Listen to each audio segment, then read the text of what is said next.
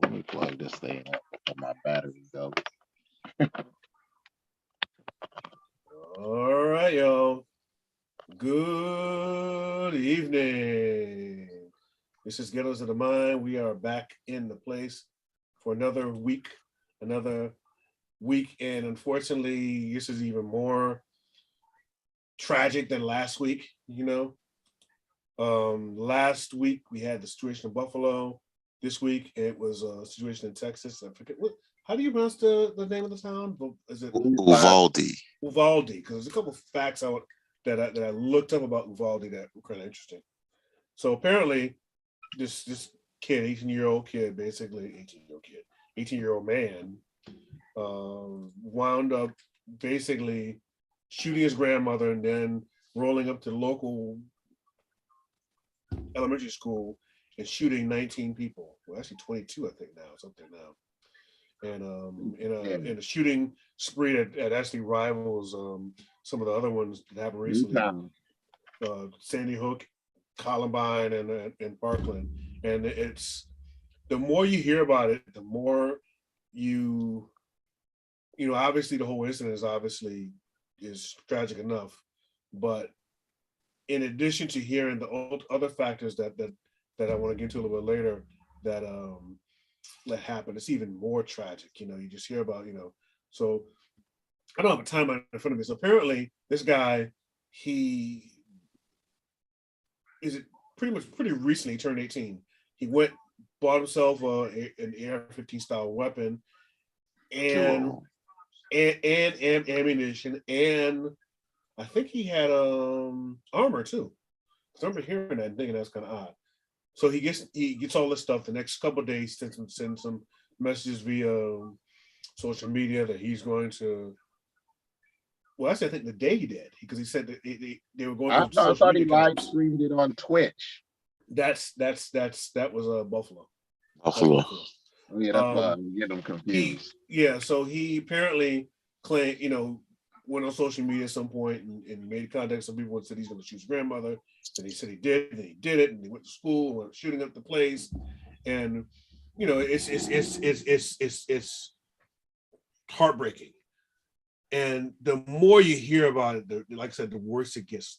Apparently he had crashed his truck and went into the school, started shooting outside the school. Somehow he got into school. They said apparently a teacher opened the door or left the door ajar. I heard they had propped it open. They probably went to their car or they left it open. Might have went out for a smoke break. Right. Like so he starts from shooting outside. He goes into school, starts shooting up the school.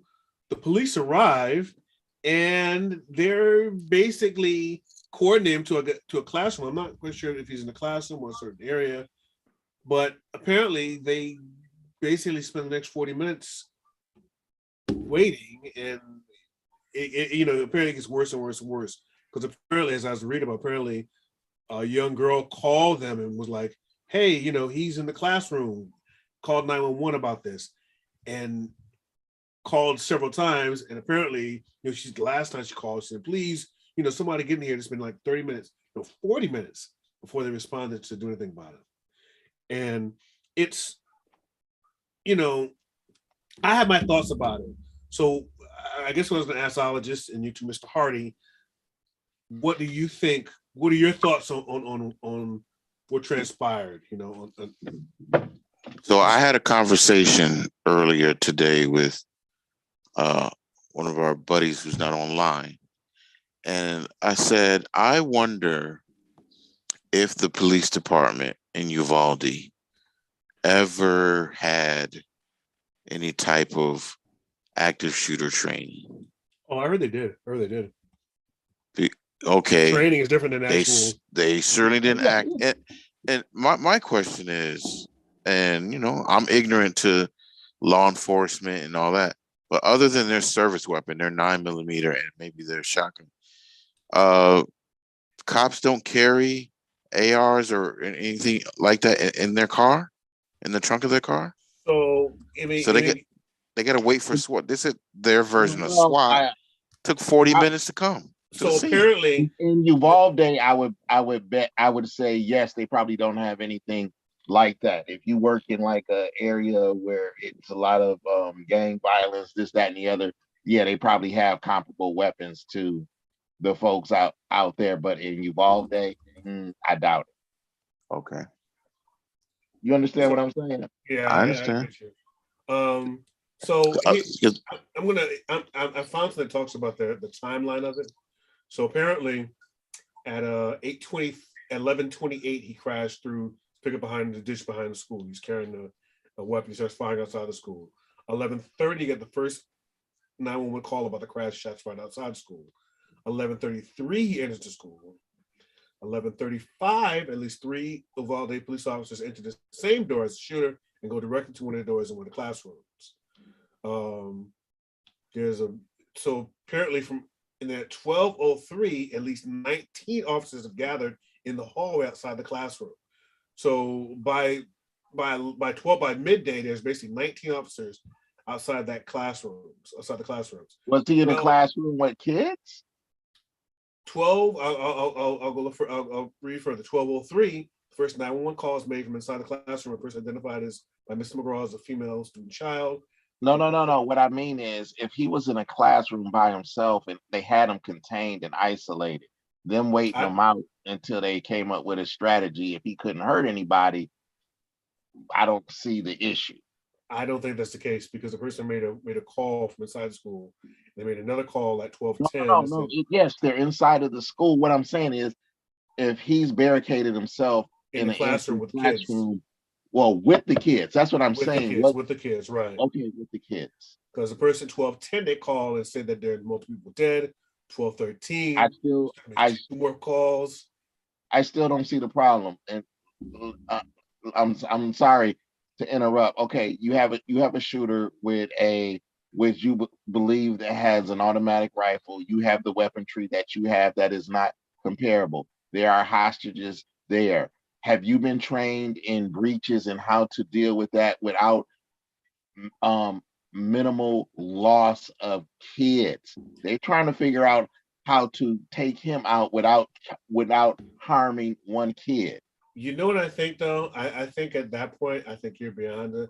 You're not beyond that if that's your baby in the classroom. Because here's what I'm saying.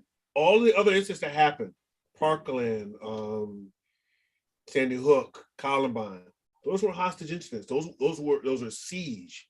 They were siege. It was a siege takeover. That's exactly what this was. And so the evidence is there. They had like their SWAT is trained.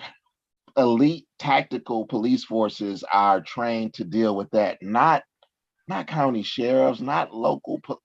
They're not trained to deal with that. That's what it appeared. That this was a situation that they were like, we're a small town. That ain't gonna happen to us. And I don't think they were prepared. And people think it's not gonna happen to us. And when people hear police, like people think of large city police departments that have that training because of the violence in their cities and dealing with that, with situations where they might have a spouse with a bunch of that's holding his wife hostage, and they've been trained to deal with that. But in a town of 7,000 folks in West Texas,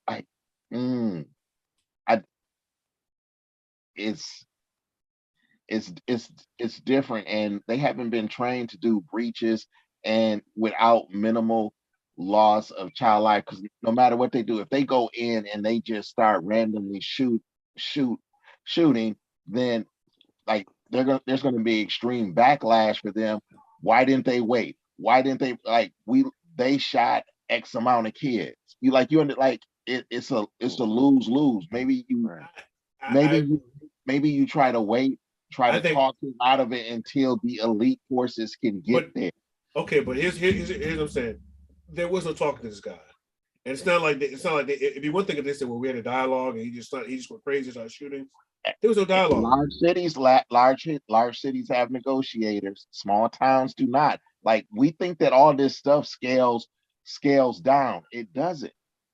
It doesn't. This is I this I is what I'm I, talking. I can't I don't see the reasoning to have this long. And you have 19 police officers, one guy, 19.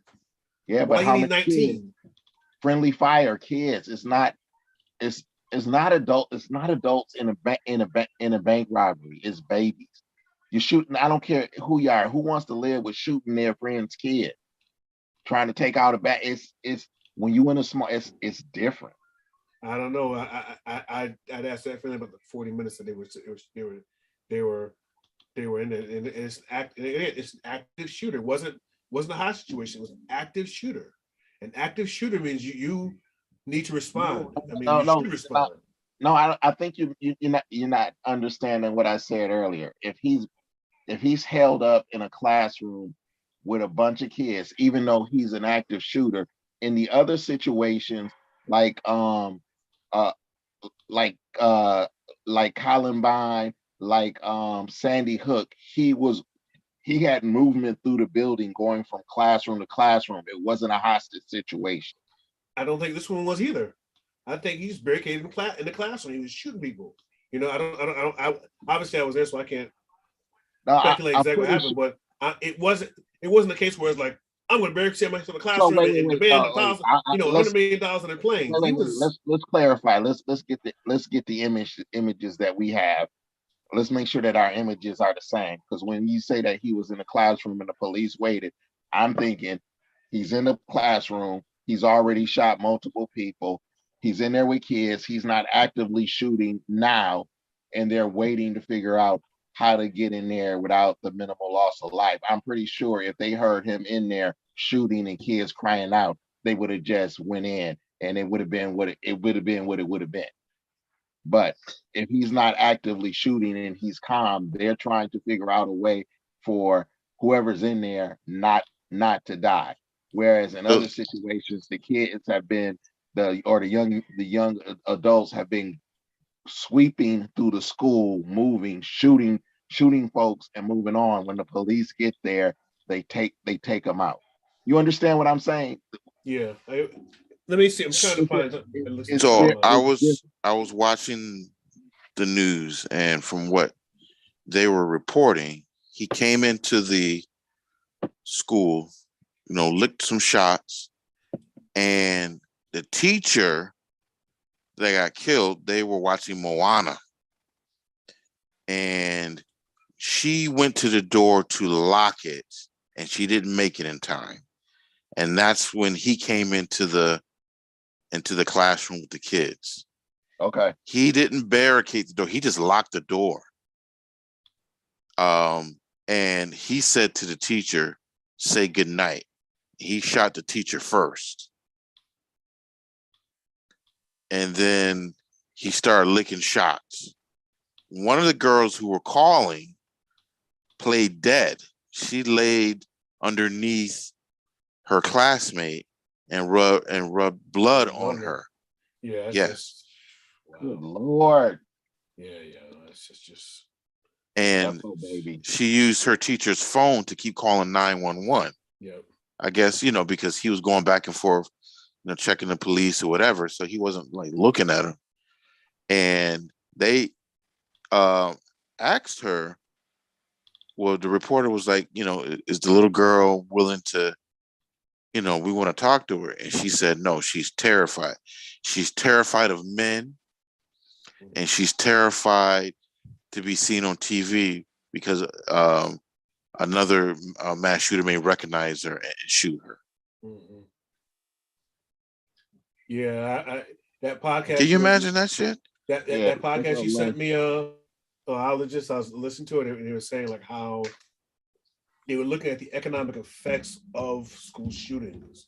And Yeah, one of the things I remember from the podcast, it was saying that like 40,000 kids get killed every year yeah. I wrote that in down. I, attacks. I, I wrote down some of the statistics. Yeah, and I was like, wow. And it was saying that like, No, it oh, was it was 40,000 people died from guns from guns, a year, and 10,000, which is 4,000 kids a year 4,000 died. kids, right. And in the U.S., it's almost as many gun. Well, it's more slightly more guns in circulation than there are people in the United States. Yep, 4 million guns. 400 million guns. Yeah. It was saying that like the effects of this happening, like you hear people say that, oh, kids are resilient. Kids are resilient. That poor little girl that dealt with that. They're saying like how it affects kids. They miss more days of school and we're likely to drop out, anxiety, all those other things. There's a cost that's paid for all this. It's really. Yeah. I just can't. I'm telling you, I really think heads are going to roll in this situation from this. No, heads aren't going to roll. And it's not police officers. Well, it probably will be some, but that's management. That's a structural problem. That's from the top. You know what I mean? Because you have 19 police officers, you can't do anything. 19. Again, like you said, you sound just small town. I get it. Small town, just 1, 2, small police force. I get it. Okay, I understand. Barney Fife, yeah. What you call it? Barney Fife and Andy Griffin. I get it. But come on, 19 police officers against one kid. This way. This may lead to a bigger discussion about basically the rights to own firearms in this country. But okay, the kids were physically in the building in the school. What if a gunman comes when a lot of kids are at recess? If they want to do this and the kids are outside, then what? Are we going to have kids? Is school going to become a prison? We're trying to keep them safe. Like the podcast that I put in our group chat, the economics of it. I mean, how much are we going to spend, and how much are we going to do to deal with this issue, basically to perform a protective barrier around kids in school so that an active shooter can't get in? And how much is that going to change what school and childhood is like? Stop. Can I ask you a question? Go ahead. Yeah, go ahead. Do you think if each high school, elementary school, middle school, had a police officer, or they call him resource officer in the school? They have them in schools. They have them in schools. Not every school, but yeah, I know. In urban schools, they've cut the budget in recent years. I'm telling you stuff that I know from my personal experience. Just the fact that you see a police car parked in front of the school every day, would you think that'd be less likely? Yes. No, I'm not gonna do that because there's a cop there. I'm gonna get I won't even make it through the door. No, school resource officers are, in my opinion, important. I know that in some people who look like us have a problem with police officers being in school. Because they believe that that's conditioning kids in certain districts, especially in the lower grades. It's nice to have the officer. It's nice to have the officer in the school because they form connection and relationships with kids and with families. They help out with troubled kids and troubled families. And a lot of times the school resource officers go above and beyond. They do stuff with troubled kids on the weekends on their own time. It's a good thing. Things change when those kids get to high school and in urban areas get involved in things that a lot of kids do that's not necessarily legal. And then people tend to point at that and saying like, well, they're keeping gang lists, they're arresting kids. Well, kids are doing illegal things, and that is the officer role. But a lot of times, if those officers have formed relationships with those kids at the elementary and middle school level, when those kids are at a heightened state, they can call that officer that knows them, and that officer usually can talk them down. Mm-hmm. But people don't see that instead of that kid ending up dead. And that officer knows their extended family knows, and they know that they know, and they have a different relationship. You know what? I'm glad you mentioned that because I was thinking the same thing. It's like when I was going to, in our days in high school, having and up to 2000s, probably before Columbine, pre-Columbine, you'd be insulted by having, they have metal detectors going into high schools. They're treating us like animals. I remember thinking that sort of mentality, like, our school shouldn't have to be like this. We shouldn't have to, you think about, in the hood. Recently, my daughter, she goes to high school, and they had an incident at her school, and they basically had a metal detector, and her response was, well, they need to have it sooner.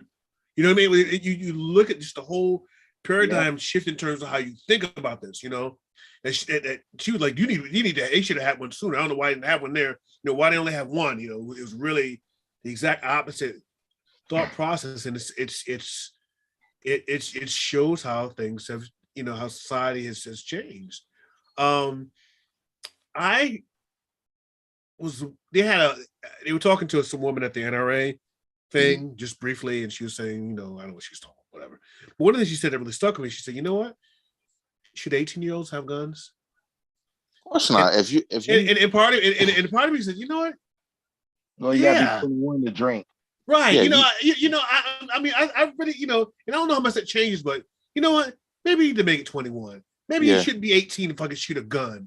It's like, and I think my third process to think about this whole issue in terms of gun control, even going back to the Buffalo situation, is that, I think everyone thinks that they have this one way of doing it. Get rid of all the guns is gonna change. People are gonna change situations. No, probably not. Right. Doing mental health and screening and all that's going to say no, probably not. But maybe a little bit of everything. Maybe a little bit of everything. It can't be your boys. Red flag laws. If somebody knows somebody's not right, they call and they get their guns taken away. Yeah, that's still that's going to be that's problematic. Because well, see, here's the problem with that. Not even a problem. Didn't Texas have the same law? Oh, Sally having an abortion. I'm about to report her, or Oklahoma, maybe. Yeah. So it's the same scenario. It depends on people noticing and having a relation and connectionship with folks. That don't mean that the people that have relationship and connections with folks are going to report, and that doesn't mean that the person who may do this has any meaningful or significant relationships with anybody who might not know that they're not stable at that moment. Like people are always the weakest link in any system that you come up with. Yeah. And you know what? You really want a slippery slope when you say, you know what? Let's go through his social media because happening. Because of course we want to stop the school shooting guy. The guy that's 18 years old, the incel that's thinking about shooting school. But what about someone who maybe has, different political views? It's how it's used. You look at I've been I watched this podcast where they were talking to Jonathan Snowden, and talking about like the lengths he goes through with his phone because of obviously it was the whole whistleblower thing. And it's like, once you open his Pandora's box to allow government, what you call it, you don't know where it ends. No, streets is coming. Yeah, no. The EU is I think it may be coming up for a vote in the EU that they basically want to get rid of all encryption. They want to scan every message to basically stop pedophiles and grooming. So they, like, if something gets flagged by the algorithm, then a human being is going to have to go through it. So that means that they want to have access and read every digital communication that we have. Privacy will be dead. Gone. And if they pass it, then it's gonna happen. It's gonna happen here. Yeah. Getting back to the talk about gun control and all that stuff. What do people on the panel think about teachers being armed? I'll let y'all speak, and then I think it's stupid. Yeah, that's a bad idea. You're a teacher. You're not a firearms expert. If you're going to do that, hire security guards for teachers, something like that. Armed security. It doesn't make sense. That sounds, and okay, what happens to you have some teacher that's having a bad day, flip out and shoot the student or something? It's just, I just don't see that as a viable option. I think that's just sort of that it's reaching. that changes that that changes that changes a teacher's role profoundly. Yep. If you're in a classroom and you have a firearm, your first, last, and your main thought should always be making sure that that firearm is secure, Yep. and that nobody can get access to it. Now that might Yep. be that might be all right at an elementary school, but let's just say some, doesn't matter what their gender is, small teacher, 130 some pounds with 200 and Mhm. 300-pound high school boys, and they want that gun. And They they, gonna and they get take the that gun gun, from a ride. and they Or, gonna Right. do or what even they want to do with it. or even if it's not the case, even if it's not secure. It's it's in a drawer, and some student They're supposed to picks it walk up, and around what you call with it. a gun and teach. I mean, that just makes no sense. They're supposed to I walk don't. around with a gun and teach on I their mean, hip. yeah, I know, and you think about that in terms of the power dynamics. You know what I mean? As a teacher, you're walking around, you got a gun on your hip, and you tell some students sit down in class, they don't sit down. Like It- John Wayne. Yeah, Yeah. it's just a scatterbrained idea. I mean, I No, but I'm good. it's might be related to the podcast we listen to, and it's a it's a it's a simple solution that seems that it doesn't cost a lot of money. We're just going to give the teachers guns, and Yeah. they'll be able to shoot the active shooter. Like, look, Yeah, okay. um, Yeah. You know what the if NRA I should was a do? teacher, I think that I would be able to pull. I wouldn't have a problem with doing that, but I wouldn't want to be put in this position. Like I said, friendly fire. I don't want to accidentally like I wouldn't want to Shoot the accidentally janitor. no, not hit the janitor, hit a child. Yeah, I Yeah. know. I Like mean, you you shoot at the just think of you it. hit one of Say, your students. all Like right, you Oh, gotta here's a wait. scenario. Can I Here's throw in qualified immunity? about what? Cops have it. Oh, if you do it, no, I'm yeah, I not get you. talking about that. I mean, I'm not even talking about doing time and all of that stuff. Just the emotional knowing that I took the life of one of my students, Think, whether it was in the effort of a good cause. hey, Like you can't come back from that. hey, Alice, think about this. Now, think of a scenario like this. You have a really timid, small teacher in some urban high school, like intimidated by, basketball team size brothers in her classroom. They threaten her. She pulls a gun. She shoots them. What then? They got qualified immunity. Oh They got well. qualified immunity. Oh well. Hey, I felt threatened. Stand my ground. Yep. Yep. What's going on, Les? You been off quiet, man. You. I remember it. Like I don't know if Les and I don't know if y'all have heard this, but in the town that I work, in the biggest whatever K through eight school, it was a police precinct that shut down. It was at a intersection, four corners. The school was on one corner, and the police precinct was diagonal from the school. And they wanted to turn the police precinct closed down. It was closed for about 2 years, and then the city wanted to turn the police precinct into a gun range In the middle of the city. in the middle of the city. Like sounds like the a school novel was idea. diagonally across the street, and then it was a high school. I'm gonna say about 150 yards further down the street. Sounds gun like a range. novel idea. Luckily, Sounds like the a parents novel fought, idea. and the mayor backed off. But it was absolutely, the parents had to organize whole rallies, go to it was just insane. Well, no, it'd be more secure. You had people armed, and that was like seen as a solution to stop mass shootings. I mean, and again, I really think that the biggest problem is I think that I don't know if you said Ologist or Sean, you said earlier that we have politicians that are just basically spineless. You know what I mean? Yeah, and that are just spineless. And to me, I'm not one to demonize many politicians, but Ted Cruz is like, it's like he's like lower than slime, man. I'm like, dog, you are just, it's like, Yeah, I I can't lost even respect describe for it. him. I Really? lost respect for him when Trump dissed his wife and he didn't, as a man, politics aside, you know, Well, didn't say anything. because he knows because he's keep that gravy train going.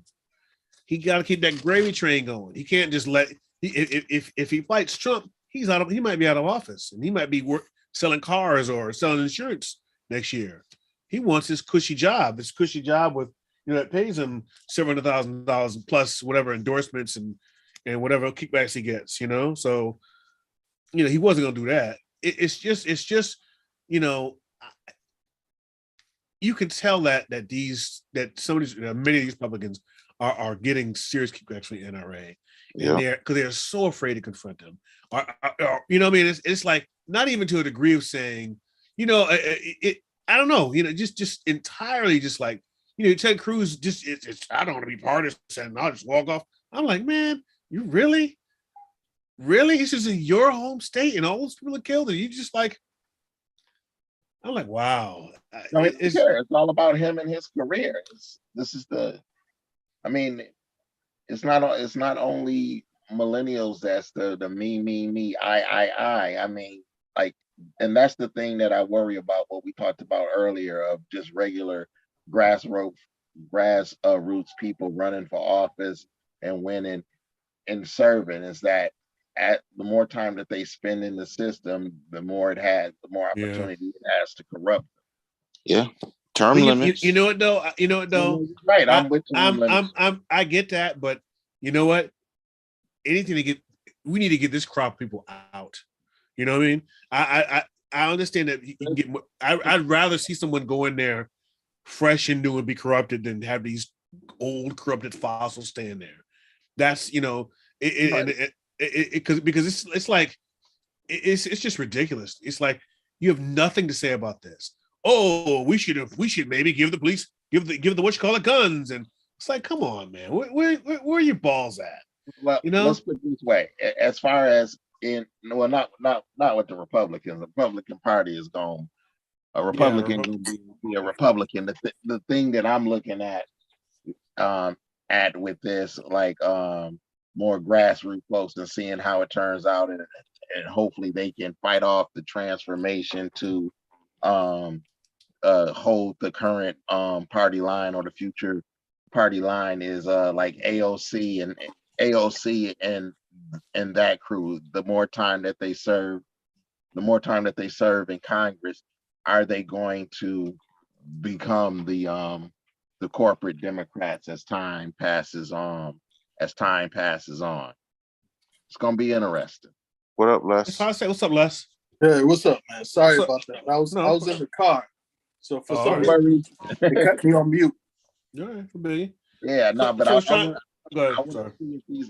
want to see if these current liberal folks transform, and I know that more progressive folks are running under Democrat. I think I heard, what was it, in Oregon? I can't remember if it was a senator or a state rep that served 7 terms. He lost to a more progressive candidate in his primary. Hopefully that person will win, and we'll see what that person does once they get to Washington. We'll see, but I'm telling you, I'm just this current crop of politicians are like just. No, it's across the board. It is across the board, but today particularly the Republicans are like, come on, man, and listen to that podcast. You hear their listen to them talk about what happened. That podcast semiologist is that you see how in turn you because I don't know if they're both obviously, at least one of them were. You see the perspective of it. So it's it's like okay, you have a backyard that's messy. It's got all sorts of, the grass is all high and whatever, and you're living there, and you say that doesn't look that bad. The grass is a little high. I want to cut the grass, what you call it. But if you look across the street or from next door neighbor's place, you see, Jesus Christ, look at all that shit in your yard. You got a a rusty car back there, and you got a dead body in what you call it. It's like that's how it looks. It's like we look so barbaric and foolish and just ineffectual politicians. It's just so hard to. It was really sobering to see when it's interesting when you go across overseas or you go to another country and you see their perspective of America. It looks a little different. It makes you really think of your country a little differently than you would when you're in it. You know what I mean? Did any of you play around with that other website that I sent about violent crime stats, where you can compare two countries to one another, and then they'll notes if they have outlawed guns or what the comparison is, and just comparing the United States to other places that do have they have access to guns, probably not necessarily the assault rifles and the weaponry that we have, and how they're like, you go through a lot of the how do they frame it, the westernized civilized countries that have laws. Yeah, and our violent crime stats are 9 times, 7 times more than them. If you have less guns, but it's their population isn't as big, because the U.S. is the third biggest populous country in the world. Can you have a link to it? I didn't see that one. I saw the link you sent to the. I'm gonna put it in. I'll put it in the chat. All right. It's I really again I go back to my argument that I said a number of times is why do people need why do you need an AR-15 as a person? Why? Because you're afraid, and you feel that you got to defend your family and your property. But if you're so, why do I need anything more than a handgun or a shotgun? Can anyone? A Glock hold 18 rounds, right? So, I mean, they'll make the argument that it's for sport, right? So they won't say that they're getting it for personal protection per se. It'll be for sport, right? So they would go to the what? Well, some people are into guns like that, where they like shooting off guns, just like you got people that like race cars. I'm not saying I agree with it, right? But right? So you don't necessarily need a race car to go back and forth to work, but you like to race cars, right? But okay, over and above. I'm glad you said that, but you can't drive a race car on the street. I can't have a funny car with 600 horsepower. I probably could if I had the money, but generally you can't have a super modified sports or a supercar on the road. Generally, no, I understand that you can only drive it at a racetrack, but right. These military type weapons, you're not necessarily supposed to be carrying that with you when you go to the grocery store either, right? Right.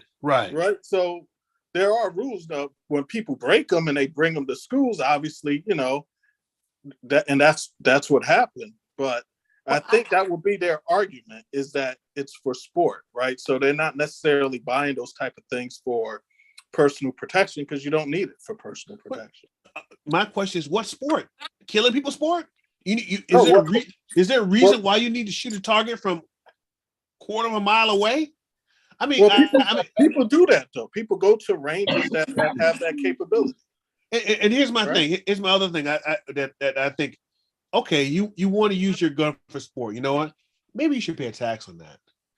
I think maybe there should be a certain tax on that. You want to have this huge AR-15 for sport, and you want to go out shooting targets or whatever. That's fine. I think we don't have to tax you on that. I agree. Because it's ridiculous, man. It's a military weapon. It's a military grade weapon. And the other thing about the shooter guy that I noticed is that he had armor. How the hell do you get armor? Why do you need armor? You know what I mean? It's like, well, why?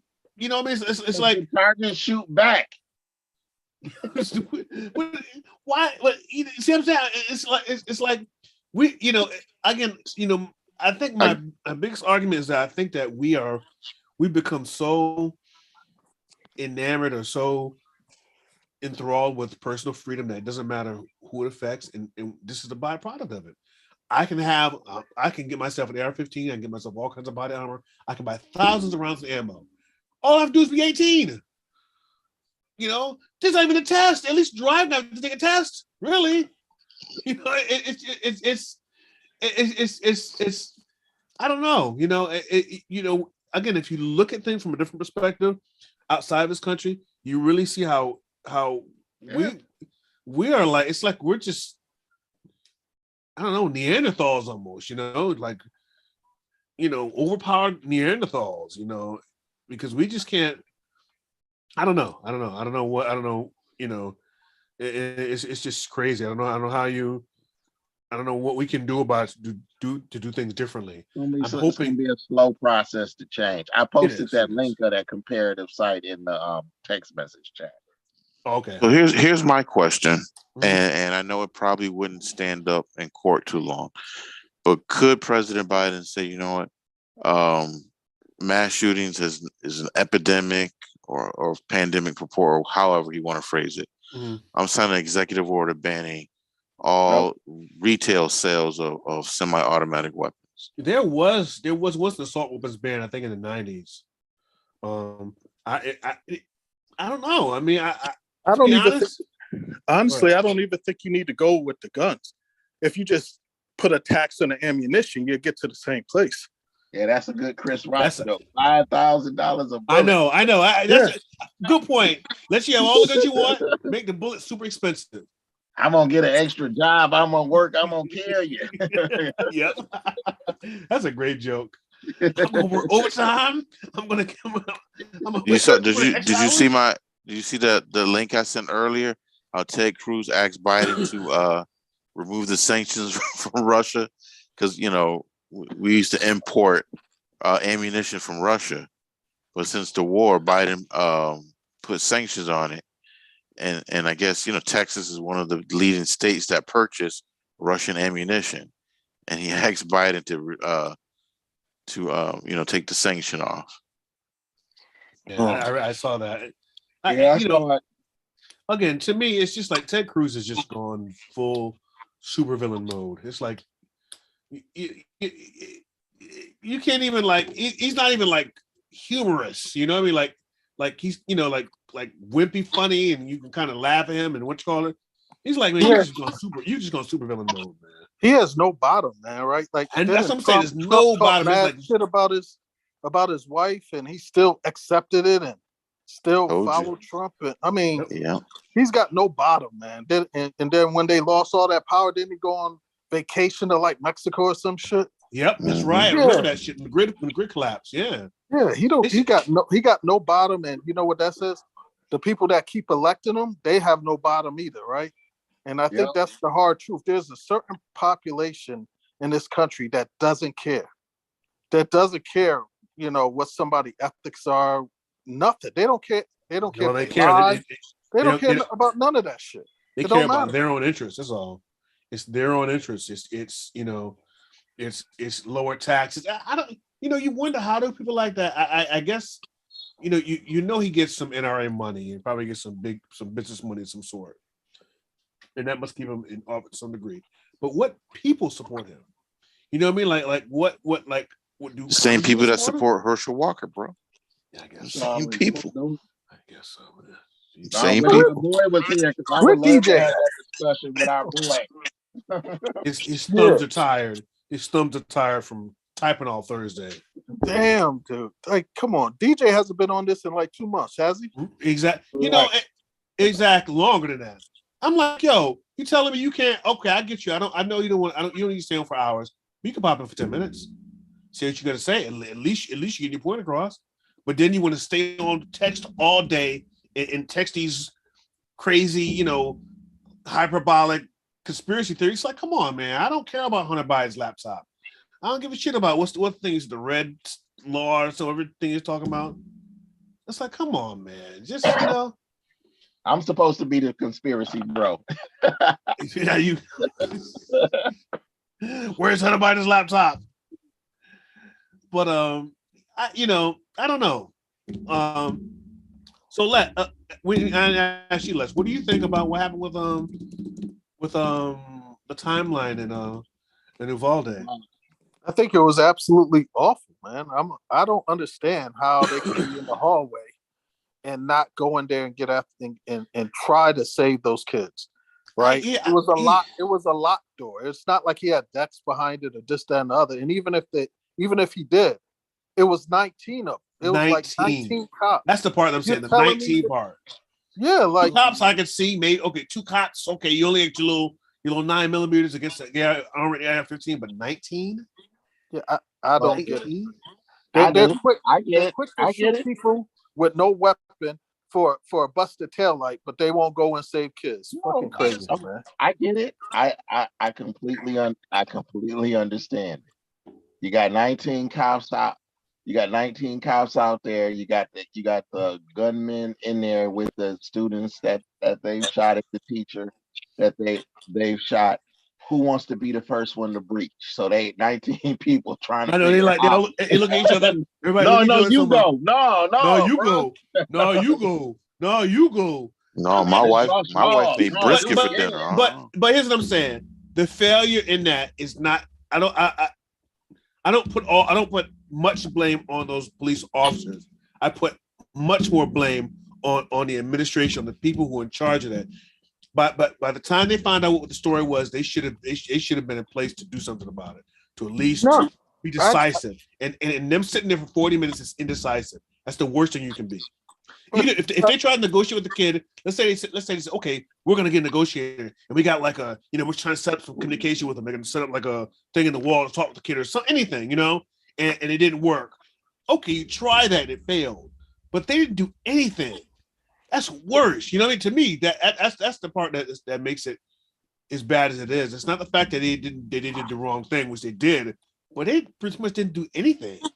But you know what? I could have swore that I've heard that when you have an active shooter, you don't need to wait, right? You make that choice on your own as a cop. In active shooters, even if you're by yourself, you go. Right? Even if you're by yourself, if there's an active shooter, your job is to go forward. Right? Well, I mean, obviously you're not going to just randomly risk your life without concern for it. But to me, that wasn't. They weren't okay. Look, we're going to try and figure out how to get in the door or something. Dog day afternoon type of situation where you talk with the person or coordinate some sort of sniper fire or something. That would say something. If they had said, "Look, we were trying to get some sniper in from out of town to kill a guy, and it took him a while to get there or something," that makes sense. But doing nothing, expecting him to maybe walk out and get tired and walk out. I don't think those are the rules of an active shooter. I think if there's an active shooter, right, I think you need to go, right? I think they're obligated to go because every second counts. Right. Well, what I'm saying is that say it's just two cops there, and he's got the AR-15, he's got the what's called the 3,000 bullets, whatever. I'm not expecting two cops with like 9mm to just run up in the room and do that, But when you got 19 cops, 19. It's like that. No, I think it matters on the numbers if you need to secure and contain the premises and all of that stuff. Yeah, to make sure he doesn't get away. Like it's probably more complicated than what we know. I guess so, but the optics and the way it sounds, and if you're the family of some of those kids, I guess I don't get it. They waited till they got to janitor key. That don't even make sense. That's right. Yeah, that tells me that they were scared out their fucking mind. Yeah, they were. Bro, they were. That's what that tells me. And I can understand being scared, but if it's 19 of you and there's kids in there and the kids are calling 911, look, to me, I don't think there's an excuse there. I'm gonna. If you're a cop, go into another room, kick over a desk, break the door down, and then you use that desk to maybe protect you if you don't have the SWAT. Well, I'm gonna. There's another thing that's interesting about that. Do you know the demographics of Uvalde? No, tell us. 78% Hispanic. Yeah. How about the cops? You think that may have played into it, maybe? But what are the cops? Yeah. Are the cops Hispanic or are they white? They're probably white. It's a border. It's almost a near border town, so they probably have mixture. But I'm guessing they're probably mostly white. Yeah, and I don't know if you've been in your children's school, like elementary school, middle schools. I'm pretty sure because most schools have technology now. If they had a Chromebook cart or a laptop cart, that stuff is made of steel, probably um a quarter of an inch to maybe a quarter to 3/8 of an inch thick. They could have just rammed the door with one of those. Yeah, Right. I'm just saying. Like And Yeah, there's no. here's what I'm Yeah. saying. You look at the taxes they use in the hood, Yeah. big battering rams. What you know, it's nothing of that is what was used in this Yeah, no, case. I mean they But could have that they could have that used the tells ram me to though, hit the door, put the Chromebook or the laptop cart in Something. front of them. but Todd, that tells me that this police force in Uvalde didn't have those resources.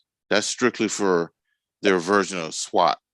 All right, No, you know but what though? they actually they have an active shooter group, right? They actually do have. They'd have to. They have active shooters They have one. where I work. Come on. Yeah, they might They not have to have some sort of procedures they- on what to do. Yeah, Yeah, but it might be they didn't a town perform. that small. It might be one person, one SWAT sharpshooter. Yeah. But I guess it's just again, Not gonna it's have just a full tactical SWAT team for 7,000 but folks. again, to my knowledge, the failure of this is a failure of leadership. So Well, they, no, They lied about it. they need to fire. They need to fire some police captains well, and what you look at call it this it. way. Look at it this way. If this was, even though police are considered paramilitary organizations, Right. you in the army, your captain, your sergeant say you go in and you breach, then what do? You go in and you breach, right? It ain't no debate. It ain't no conversation. Right. You're a soldier. Yeah, there's no debating right. unless you're about 32 and you've done it a few times. You're like, fuck that. That'll be the difference, right?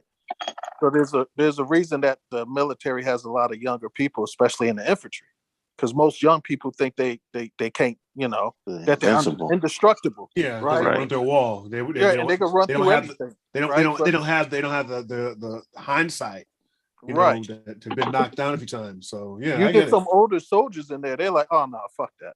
Hell no, I ain't doing that. Nope. Court fuck you, dude. We ain't doing brig. that shit. Yeah. Nah. Put me in the brig. I don't care. Shit, I'll be alive. Shit, fuck you, nigga. I got 10 years. I've heard stories about people that were in like Vietnam and they're like their captain or sergeant will basically give them a death order. They shoot the captain or sergeant and say it was friendly fire. Yeah, I'm sure. I ain't doing that. I'm sure it happens. Because you look at wars become, it becomes chaos at some point. Anything can happen at a certain point. Man, they did. I shouldn't even say, but there was shit that was done even at basic training. Motherfucker kept fucking up, and we had to do extra fucking marches. You did shit like a Full Metal Jacket. I didn't say I did. I didn't say me. You're saying I'm saying somebody did to somebody. Like a Full Metal Jacket. Yeah, they put batteries in the socket. Ooh. No, crazy shit. No, it happens in other situations. It happens in let's just say it happens in institutional settings where people get a group consequence for a repeated individuals in interventions like them messing up. It happens across the board. It don't have to just be military. I'm telling you from personal experience. I wouldn't doubt it. Yeah, this is crazy, man. It's entirely crazy. Man. So you can do. Yeah, no, man. I don't know, man. And and I'm thinking about what's even, I don't know if it's more sad, but it's kind of bothersome is that this whole thing is kind of taking a lot of the attention off what happened in Buffalo, and it's just it's just fresh, Yeah. And I think the other thing I think there are a couple of things at play here with both these guys. First of all, I really think they need to really reconsider the age of consent people to have guns. You know what I mean? And I know you can run the whole thing. You can join the army at 18, but if you join the army, you're getting you know what? If you join the armed forces, by all means, shoot away. You know what I mean? But if Well, you no, want to because be in the a forces, walk, you're being trained how to use your weapon. you're being trained exactly. Trained like when, how, the mindset. This is what it's for. You're being taught. You're being taught the use, the culture, and you're being taught a chain of command. It's like it's just not you, Yeah, but you're learning more. for You know, sport. you know what I'd like to see a study done to look at the average age of school shooters, and you know what I mean, because I'm betting that they can't be over 21. I'm betting that. I heard that 70% of the school shooters are 18 or younger. You I see what I'm forgot what the saying? time frame was, but I wouldn't doubt it. I wouldn't doubt it. You look at Columbine. I don't know about Parkland, but you look Yeah, at but I mean that like that's a good idea. But like in a lot of situations, they got their parents' guns because their parents were gun buffs and took them to the range and all of that stuff. but you know what though, So and again, you can't stop it. But okay, you know what though? If your kid says you're gonna shoot to the school, you know what? You're responsible too. You know, I think you know. can't legally do that. Well, I I'm mean, just giving parents, you. parents have some legal. They have some legal responsibility for the actions of their Yeah, I mean, you obviously can't put them in jail. minor. No, of their minor children. But once that child turns 18, nope. Yes, true. That's right. Yeah. But yeah, I don't know, you know. But again, I really think that they really need to work on attacks from several sides. And I think the Well, problem is, they go need ahead. to they need to truly and genuinely study the problem and Yep. understand the problem and not just these off the cuff simplistic solutions and then throw money at the simplistic solution because like the podcast that that Streets and I have been talking about, um the budget over the last, what was it, 10 years for Yeah, I remember that. Yeah, school security has skyrocketed ballooned. Yes, and it's not slowing at it the down. expense of everything else. School shooting is accelerating. Yep.